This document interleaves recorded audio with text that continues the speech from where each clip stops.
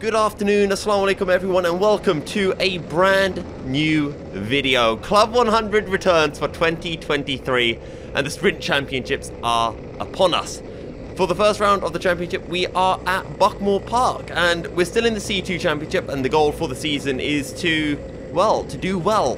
And as you might be able to see, the track is wet. I also do need to throw a shout out to my sponsors for the season, Lions Creed. You can find out all the details about them in the YouTube description, the link to their website and all of that. They are an esports team that I do a lot of work with.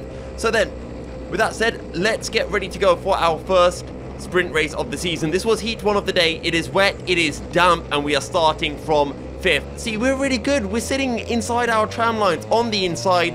We get a decent getaway. And, well, we're on the inside into turn 1. There is very little grip, so everyone literally understeers out wide.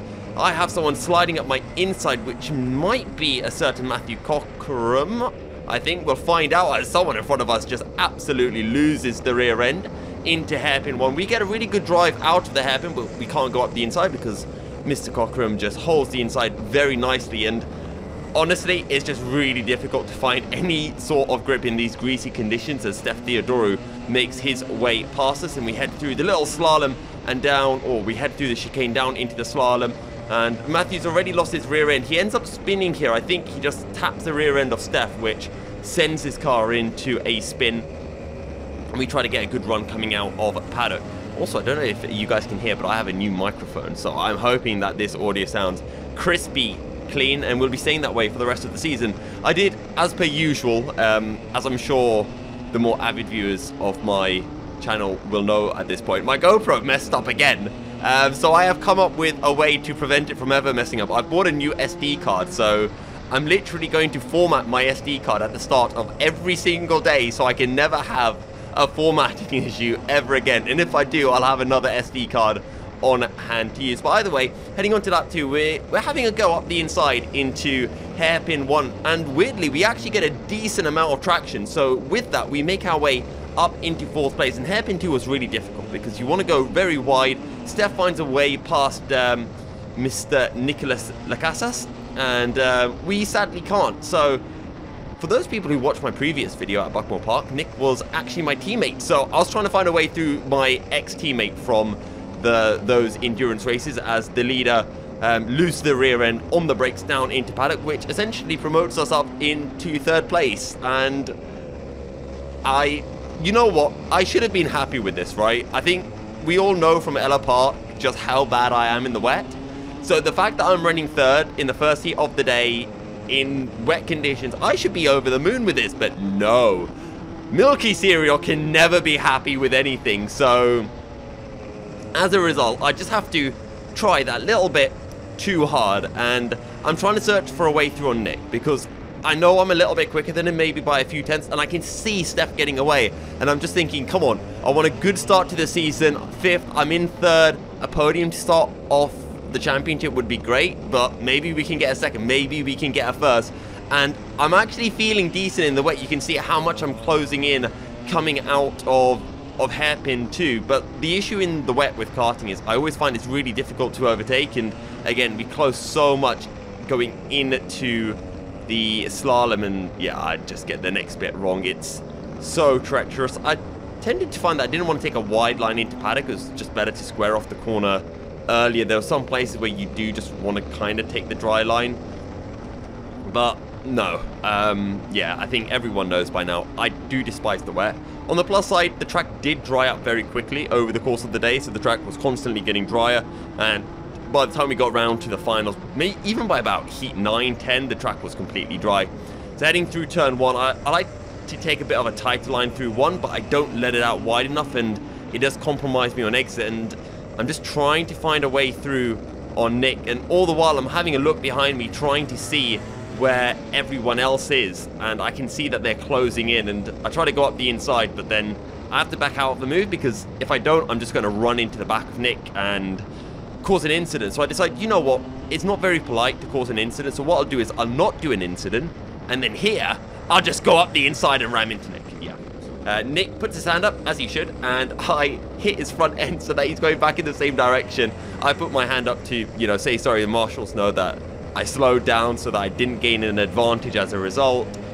But it does mean that I lost a whole bunch of positions, and a very, very stupid move. Someone censored up the inside of Garnet, so I think, hey, maybe I can do something around the outside, but then everyone's drifting out wide. I have to back off, and I lose another position. So, yeah, this is why, guys, when you've got a P3 to start the season in the wet conditions, when you don't know how to drive in the wet, just take P3. Don't try to be stupid. But yeah, there we go. So, as a result, I wasn't terribly delighted by the end of this race for obvious reasons, because I threw away a P3, and I think I ended up finishing this race in P7 after penalties came into play. So this is heading on to the last lap of the race. This was actually my best lap, I think, of this particular session. And turn 1, I took it a little bit tighter. I gained a lot of time on the entry, and I just lose it all on the exit. Just not driving well. In the practice leading up to this, I felt a lot better, and to be honest, I think the reason for that was just because I wasn't scared. Whereas in the heat, I'm scared that I'm going to mess up, I'm going to get a penalty, I'm going to spin. And in the practice, I just felt like I could throw the car around and not be scared of the consequences, which allowed me to drive a little bit better. I close up to Nick once again through the slalom, and I just think, let's not go for a move and take him out a second time, because what's that they say about once something, you know, once a mistake, twice intentional. I don't know, maybe I've just made up a saying, but there you go. If it happens one time, it's a mistake. One time a coincidence, 2 times not a coincidence. So yeah, that was my first heat, done and dusted. 7 laps, we finished P7 at the end of it, and yeah, just a really stupid way to throw a podium, and not really much more to say aside from that. So we just try to put that behind us, and we go into our second heat of the day. This was heat 8, and you can see that the track is already so much drier. We've got Dante Dillon starting on pole with Harrison Kirkham alongside him. And again, I was starting in 5th. I wanted to right the wrongs of the previous race, and I knew, hey, Dante is a very, very quick driver. He's starting on pole. Probably the best I can do here is 2nd. But if I can get through the field quickly and maybe stick with Dante, that would also be cool. So that's how I was kind of approaching this race, and we get a good getaway. We're sticking right to the back of the driver in front as we head into turn 1. Everyone kind of drifts wide, but we can't get our nose up the inside, and I think that's Matt Wildman. As Dante gets spun into the first hairpin, and we kind of make our way back up to 5th. So we dropped from 5th down to 7th, back up to 5th. We almost have a go up the inside of hairpin 2, but we have to back out of the move, and we lose a bit of time in the process, but then we gain all of it back up through the little chicane. We can't quite squeeze up the inside into the slalom, so we just sit in behind for now, as honestly, I don't know what that guy was doing. I saw it coming, and yeah, I've lost a position from that, which was really annoying, because I was right on the back of the group ahead, and someone just brakes. I genuinely don't know how someone can brake that late into the corner. The only thing I can think is that they forgot that they had to brake for that corner, like genuinely. I've never seen anyone do that before. But on to the next lap. I wanted to have a go up the inside. This guy brakes a little bit too late, so we say thank you very much. You run wide, we'll take the position, and back up to, I believe, P4, P5 we go. And now, yeah, it's just about trying to get my head down, trying to close up to this group of karts. And after a few laps, I'm slowly catching up to this driver, Mr. Blue Suit and White Helmet. I should know his name. I think it's Aaron Clark. Because I was watching the live stream back recently. Hairpin 2, I was messing it up a lot. I was taking a late apex, so I was missing the first apex, and you don't want to do that. You want to take the first apex, so yeah, stupid. Anyway, Mr. Clark has a bit of a moment into the first part. We don't, so we say howdy up the inside. Lovely jubbly, clean move. And to be honest, I do think that's effectively the textbook overtake here at Buckmore Park. Onto lap 8, I see Dante's closing up to me, so watch my right foot. I just come off a little bit early, and I wave Dante through. I was thinking about battling with Dante, but after what happened to Dante on lap 1, I just thought, you know what, just stay out of his way, and maybe we can catch up to the driver ahead. Whereas if I battle with Dante, maybe I end up losing another position. So coming towards the end of lap 9, Dante has been able to catch up to the next guy. Can't have a go up the inside, and I'm too far back really to capitalize. I think one more lap, and I might have been able to gain that position.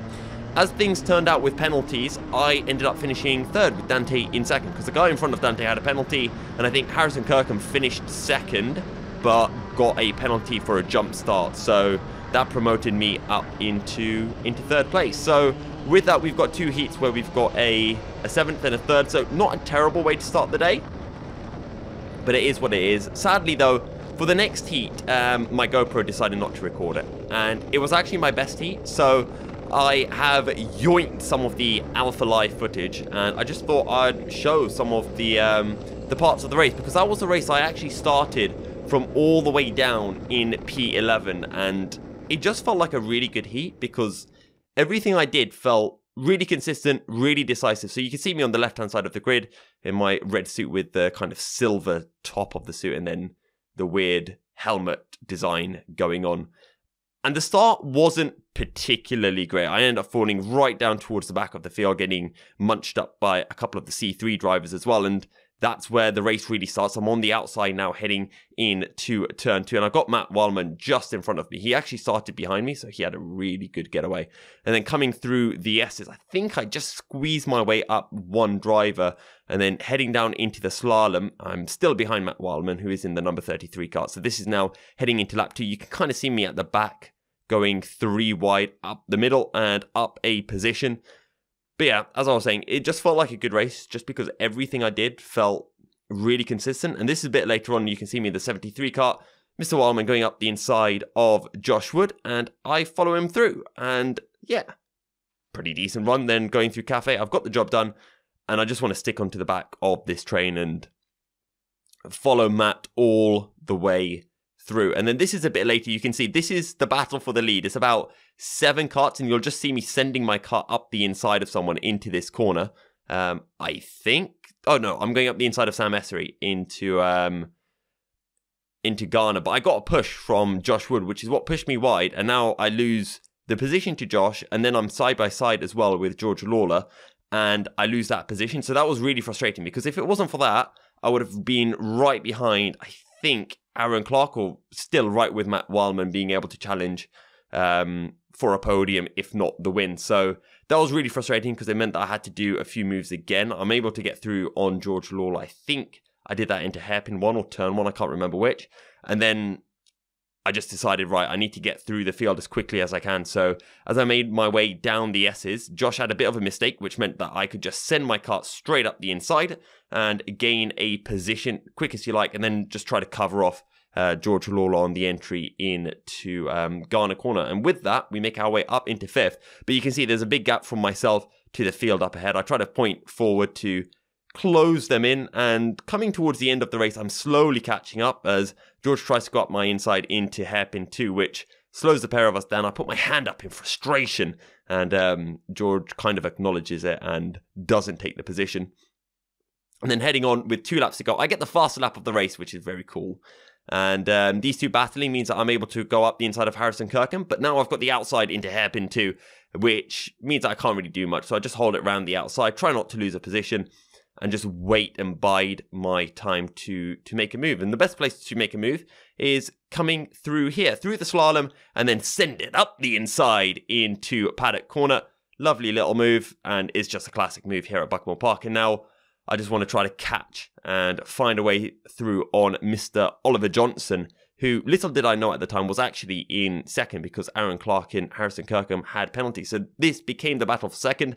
I go up the inside. I did actually have super speed car again, so that was super speed coming into effect. It only kicked in on that lap, I will say, or the only time I noticed it. I do go a little bit wide though through turn 1. Harrison then goes up my inside into turn 2, but I hold it around the outside, gives me the inside for 3, and I hold on to the position. So in hindsight, I shouldn't have lost the position. I should have held it tight through turn 1, but it was a really fun battle. It was a really fun heat all race long, and I thought maybe I could have a go up the inside, but I was just too far back.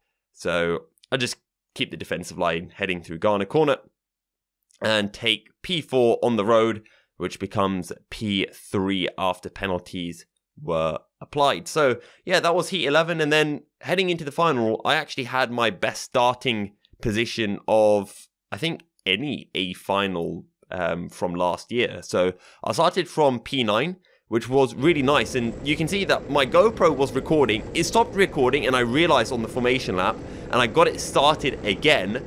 And then the GoPro just stopped recording midway through. So you're going to get to witness the pain of my GoPro.